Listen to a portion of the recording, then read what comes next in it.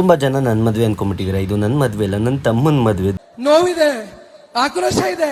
ತಮ್ಮನ ಮದುವೆ, ದುಬೈಗೆ ಹೋಗ್ಬಿಟ್ಟು ಹಾರಿಸ್ಕೊಂಡು ಬಂದ್ಬಿಟ್ಟ ಕಳ್ಳ. ನಾನು ನಮ್ಮ ಇಬ್ಬರು ಅಣ್ಣಂದಿರು ಫೈಟ್ ಮಾಡ್ತಿದ್ದೋ, ನಾನು ಫಸ್ಟಾ ನೀನು ಫಸ್ಟಾ ಅಂತ. ಗ್ಯಾಪಲ್ಲಿ ಮದುವೆ ಆಗ್ಬಿಟ್ಟ. ರಿಜಿಸ್ಟರ್ ಆಫೀಸಲ್ಲಿ ಮದುವೆ ಮಾಡಿಕೊಂಡು ರೋಟಿಗಾರಿಗೆ ಬಂದು ಊಟ ತಿಂದ್ವಿ. ಸೊ ಇದು ಓಡಾಬಿಟ್ಟು ಮದುವೆ ಆಯ್ತಾರಲ್ಲ, ಕನ್ಫ್ಯೂಸ್ ಆಗಿಬಿಡಿ. ಹುಡುಗಿ ಬಂದು ಹಿಂದೂ, ಹುಡುಗ ಬಂದು ಕ್ರಿಶ್ಚಿಯನ್ನು. ಸೊ ಇಬ್ರು ಮನೇಲಿ ಒಪ್ಕೊಂಡು ಸರಳವಾಗಿ ಮದುವೆ ಮಾಡಿರೋದು. ಸೊ ತಾಳಿ ಕಟ್ಟಿಸ್ಕೊಂಡು ಬ್ಯಾಟಿಂಗ್ ಮಾಡ್ಕೊಂಡು ಸೀದಾ ನಮ್ಮ ಆಂಟಿ ಮನೆಗೆ ಕರ್ಕೊಬಂದ್ವಿ. ಕರ್ಕೊಬಂದ್ಮೇಲೆ ಅಲ್ಲಿಂದ ಹುಡುಗಿ ಮನೆಗೂ ನಾವೇ ಕರ್ಕೊಂಡೋದ್ವಿ ವಾಪಸ್ಸು. ನೈಟ್ ಶಾಸ್ತ್ರಕ್ಕೆ ಅಂತ ಅವನ್ನ ಅಲ್ಲೇ ಬಿಟ್ಬಿಟ್ಟು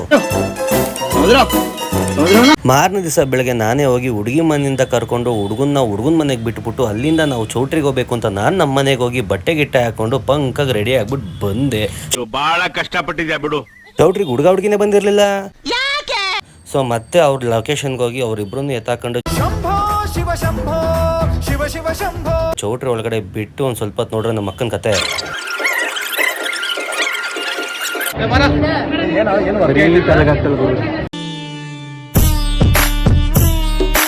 ಈ ಗ್ಯಾಂಗ್ ಬಂದು ನಮ್ಮ ಅಮ್ಮನ ಕಡೆದು. ಸೊ ಇದ್ರಲ್ಲಿ ಇನ್ನೂ ತುಂಬಾ ಜನ ಮಿಸ್ ಆಗಿದ್ದಾರೆ, ಯಾಕಂದ್ರೆ ಮದುವೆಯಲ್ಲಿ ಎಲ್ಲ ಬಿಸಿ ಆಗ್ಬಿಟ್ಟಿದ್ರು.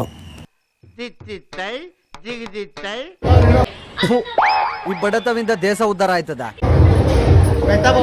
ಒಲೆ ಗ್ಯಾಸ್ ರಿಪೇರಿ ಮಾಡೋರು ಬಂದವ್ರಿ.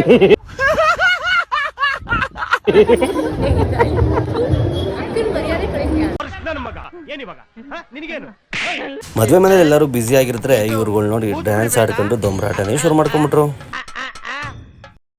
ಲಾಸ್ಟ್ಗೆ ಎಲ್ಲರೂ ಫ್ಯಾಮಿಲಿ ಫೋಟೋಗಳು ತಗೊಂಡು ಅವ್ರವ್ರ ಮನೆಗೆ ಅವ್ರವರು ಬಾಯ್ ಬಾಯ್ ಹೇಳ್ದು ಟಾಟಾ.